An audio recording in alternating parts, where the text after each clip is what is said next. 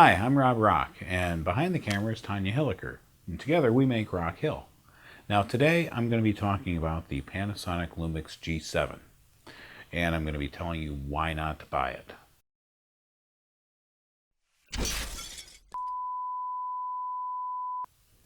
First of all, don't buy it. What's that? Lie detector. Don't buy it. It's a piece of... You're gonna hate... Okay, I guess I'm busted. Can we get rid of that now? Alright. It's a great camera. Whether you're doing street photography, portraits, landscapes, snapshots. It's just at home in the field as it is in the studio. Besides that, it's got some amazing video capabilities. In essence, this is a baby GH4, and it comes in at about half the price of the GH4. Now we're going to go over a little bit more about this relatively new and pretty amazing Micro Four Thirds camera by Panasonic. The SLR form factor fits snugly in your hand. It's small in size, but it's comfortable. It's very lightweight. It comes in at just around 520 grams, which is just a little over a pound. And that's with the battery, SD card, and the kit lens. A little bit more on pros and cons of that later.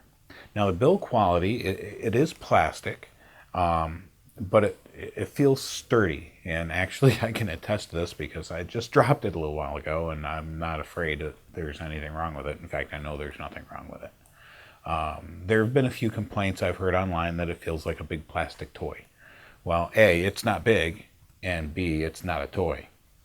As far as video goes, it shoots 1080p at 60 frames a second, and it also shoots 4K at 100 megabits a second. And what that means is you get some amazing video out of this camera. The user experience can get a little overwhelming because of just how customizable this camera is. It's got a touchscreen and buttons. It's your choice, literally. You can use either. They both do basically the same thing. Now, the function buttons on here, and there are 5 or so, they can be set to a variety of settings to suit your shooting style. Basic functions are at your fingertips. Aperture, ISO, white balance, and as far as the LCD goes, it can be as cluttered or clean as you want. It's static touch, but it does register multiple contact points for zooming into an image after shooting. Surprisingly, you can also zoom into videos. I tend to use it only for certain things though. Special gizmos, level, histogram, and a slew of info. Level is a lifesaver, but can also be a distraction. Since I've had multiple minor strokes, my center of balance is a little off, and I've had trouble keeping my shots level. With the built-in level that's in this camera, I don't have that problem anymore. Another interesting feature about this camera is that it doesn't have a typical viewfinder like you would find in an SLR. This actually has an organic LED live viewfinder, which has 2,360,000 dots. It's approximately 100% coverage, so basically what you see is what you get. An eye sensor, which is located right underneath here, detects your face, and when you bring the camera to your eye, it disables the LCD panel. Now, the LCD, which has a little over 1,040,000 dots, 1,040K, whatever that means, I'm not sure exactly. However, it does yield a very nice, bright, clear image. It's 3:2 aspect ratio. It rotates and spins and allows you to get some very odd angles. The kit lens, the one I have is the 14 to 42 millimeter 3.5 to 5.6. It's pretty good. I mentioned earlier that for a kit lens, it's actually really good. Autofocus. For video, it sucks. And let me tell you why.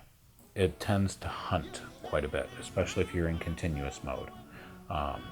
There are some other focusing features that I haven't really played with a whole lot because I don't use this lens very often, just when I'm running and gunning and maybe shooting some random things. Now, where this thing shines is the manual focus. And with manual focus, with the kit lens, all you have to do is turn the lens ring right here, and it will blow up the picture in the viewfinder and on the LCD. And it will allow you to get that fine focus. It's a focus assist. Now, with other lenses, and I'll talk more about them later, you put the camera up to your face, and you touch the screen with your thumb. And what you can do then is you move your thumb around the screen, and there's a little focus box that shows up in the viewfinder. When you release your thumb, and you release it where you want to focus on, it zooms into that location and allows you to get your fine focus. It does have some toys built in. It's got a built-in intervalometer for those that want to do time-lapse.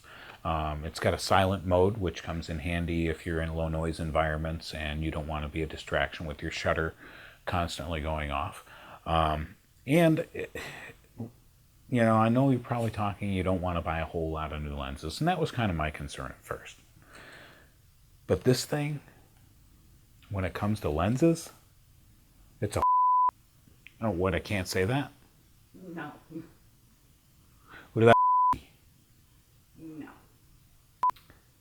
When it comes to lenses, this camera is very adaptable. Basically, any type of lens adapter you can think of, you can put just about any kind of lens you can think of. I mean, even if you wanted to put a $100,000 Fujinon Cine lens on here, you could. But it doesn't matter. It's lens agnostic, I'll say that. One of the concerns I had was the sensor size.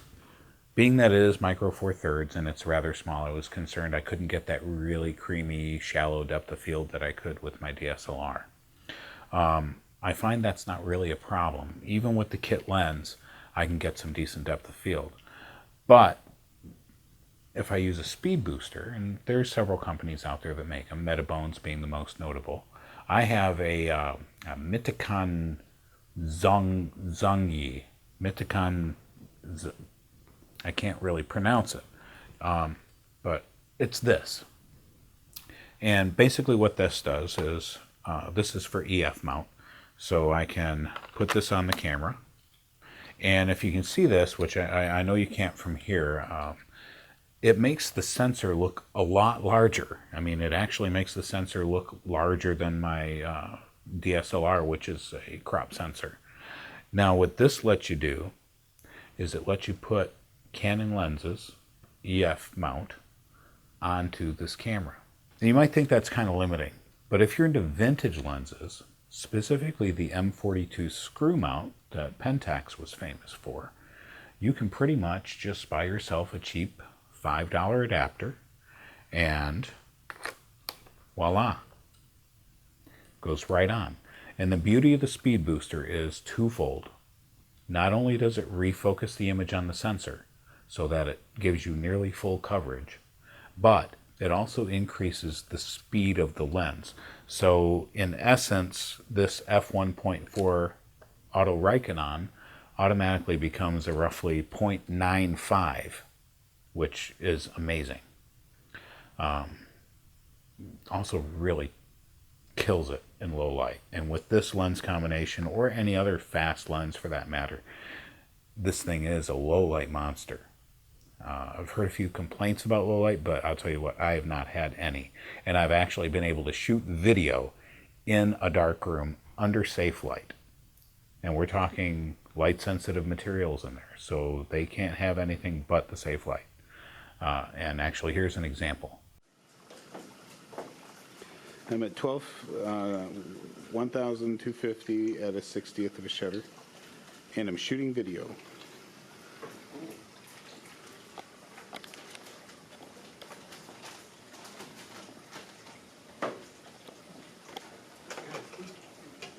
Yeah, oh yeah, definitely. Somebody had on a really nice.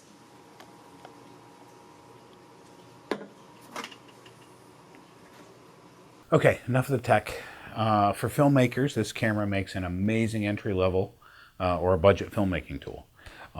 For the pros, it's a perfect companion to the GH4 if you're shooting 16:9. Now, if you use the 4K photo modes, I'm not going to go too deeply into this because a lot of other people have covered it, but it shoots 4:3, or you have the ability to shoot 4:3, which is the old square style like the TVs. Now, if you couple that with an anamorphic lens, specifically a 2x projection lens, you get a nominal 2.66 aspect ratio, which is easily cropped to the 2.35, which is the standard. You can get these lenses on eBay. I picked this one up for a song. I think I paid $100 for it.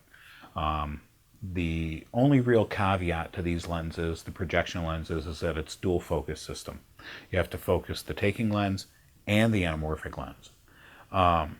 Now, a company called SLR Magic has what I consider to be the holy grail for these things, and that is the rangefinder. And they have two versions. One is geared more towards the indie filmmaker, and then they have a professional version which has focus marks and a few other things. But basically what it does, you put it on the front of your anamorphic lens, and it takes over focus for it, turning it into a single focus lens, allowing you to do focus pulls and have a variety or much better control than you normally would. The biggest complaint, other than the autofocus, is the lack of a headphone jack. Now, that's not a really big deal to me because a lot of times I'll shoot second system on a separate audio recorder with a microphone or something like that, or I'll just set it up and watch the meters. So I'm not really concerned about that. The biggest complaint that I've heard, though, is the weight or the lack thereof. Now, for me, this is not a big deal at all. In fact, with the kit lens, it's really light, and I can actually use my GoPro suction cup mount on my car. I wouldn't recommend going the full 150 miles an hour, but it works. Also, too, I don't wind up having the fatigue that I get shooting with my DSLR.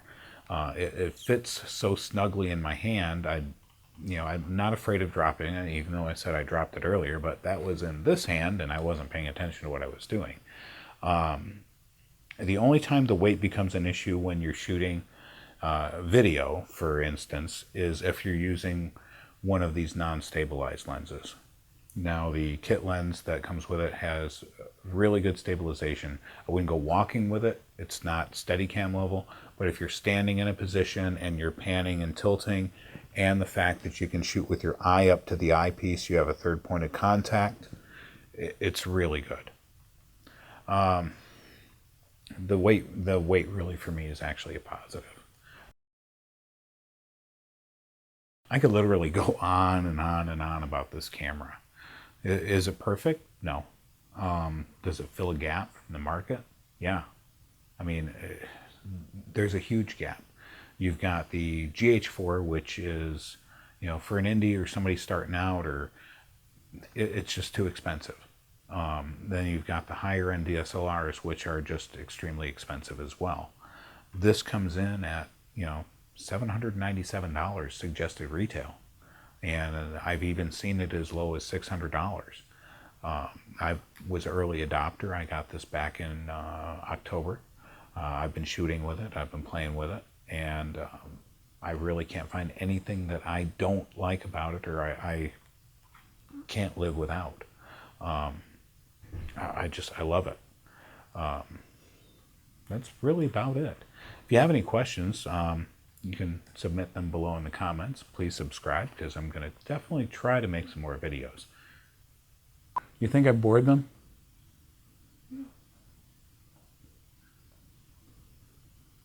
Wait. They're all dead. I bored them to death. One of them's moving.